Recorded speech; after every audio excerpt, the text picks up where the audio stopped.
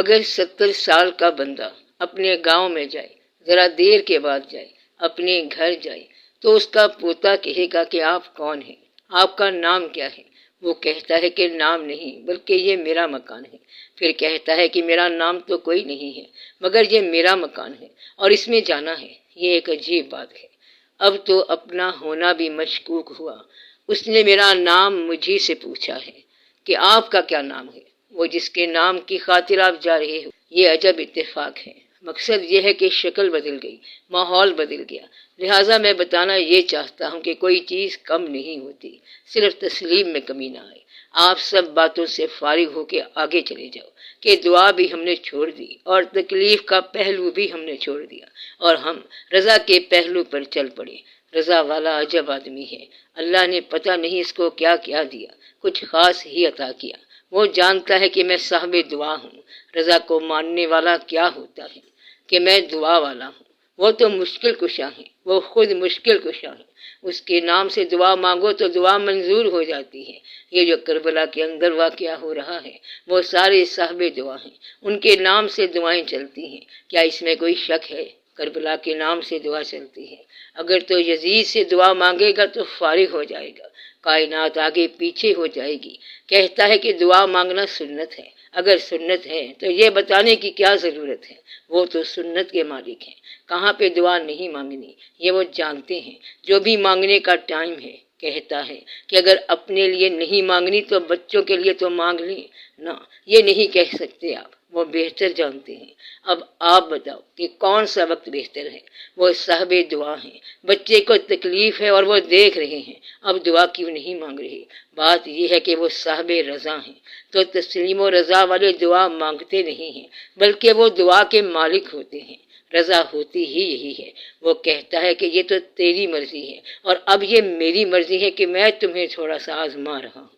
یہ بھی ہو سکتا ہے کہ دعا سلب ہو گئی، بند ہو گئی، گلہ بھی بند ہے، شکوہ بھی بند ہے، شکایت بھی بند ہے، پروگرام بھی بند ہے اور غم بھی بند۔ رونا بھی تو دعا ہے۔ اگر تم چیخو پکار کر رہے ہو تو یہ دعا بن گئی۔ کہتا ہے کہ ہم ہمت ہار گئے۔ کیا ہو گیا؟ یا اللہ بس کرو، یہ کافی ہو گیا، ہم ہمت ہار گئے۔ انہوں نے فریاد بھی نہیں کی ہوگی، ان کی منزل تو اونچی جا رہی ہے۔ اب اس منزل پر جانے والے بہتر جانتے ہیں کہ دعا کیوں نہ مانگی اور کیوں نہ منظور ہوئی۔ نہ مانگی اور نہ منظور ہوئی، بس تسلیم کی دعا ہے اور وہ منظور ہے۔ کیا دعا ہے؟ کہ تو ہمیں طاقت دے، ہمت دے، ہم اس آزمائش میں پورے اتریں۔ تو وہ آزمائش پر پورے اتر گئے۔ آزمائش کو روکنا نہیں ہے، یہ کس کا کام ہے؟ صاحب دعا کا۔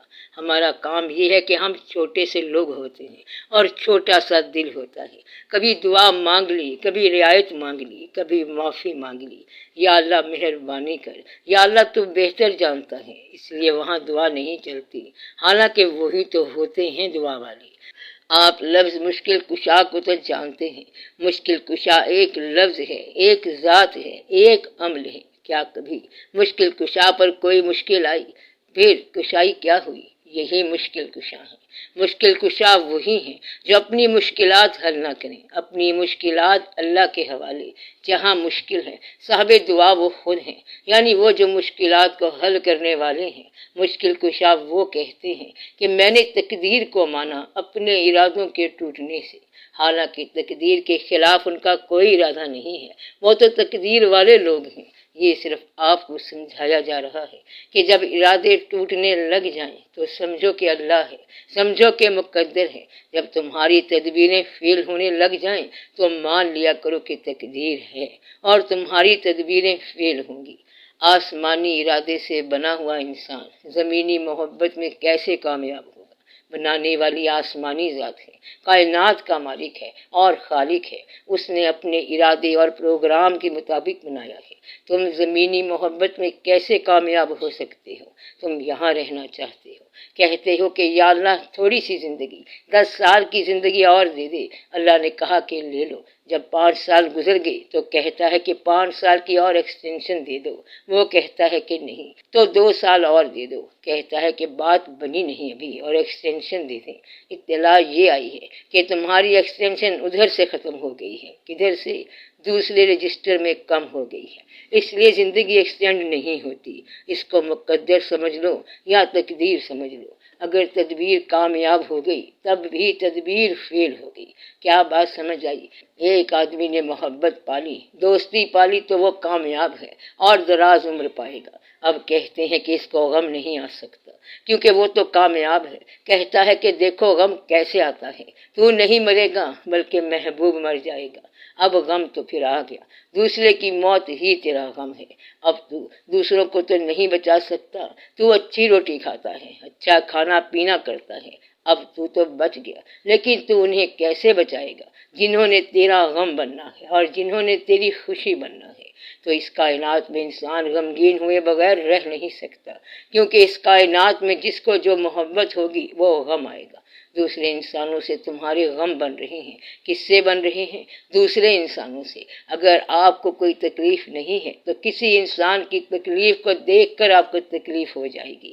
ایک انسان کو دیکھا کہ اس کے پاس کپڑے نہیں ہیں، اس آدمی سے کسی نے پوچھا کہ زندگی میں تمہاری سب سے بڑی خواہش کیا ہے؟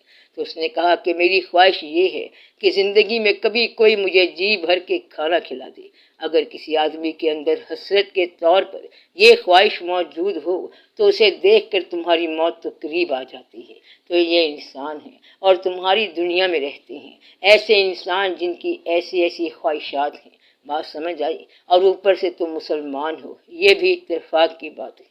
مقصد یہ ہے کہ غریب کے حالات کا سنبھال نہ کرنا، اور اپنی دولت پر الحمدللہ پڑھنے والا آدمی جو ہے نا، یہ الحمدللہ کا مذاق ہے۔ الحمدللہ کا مطلب یہ ہے کہ یا اللہ تو نے ہمیں پیسہ دیا جس سے کسی کو تکلیف نہ ہوئی اور جس سے لوگوں کی تکلیف دور ہوئی۔ وہ پیسہ جو ہے وہ رحمت ہے، وہ پیسہ جو لوگوں کو ان کے حق سے محروم کر دے وہ پیسہ ٹھیک نہیں ہے۔ مت پوچھ کہ میں کس لیے محروم ہوا ہوں، مت پوچھ کہ میں کس لیے محروم ہوا ہوں، یہ دیکھ کہ کیوں تجھ کو ملا حق سے زیادہ، وہ محروم تو ہو گیا۔ مقصد یہ ہے کہ انسان کہیں نہ کہیں کبھی نہ کبھی پریشان ہو جاتا ہے۔ آپ نے یہ دیکھنا ہے کہ دعا کا مقام بڑا ہی مقام ہے۔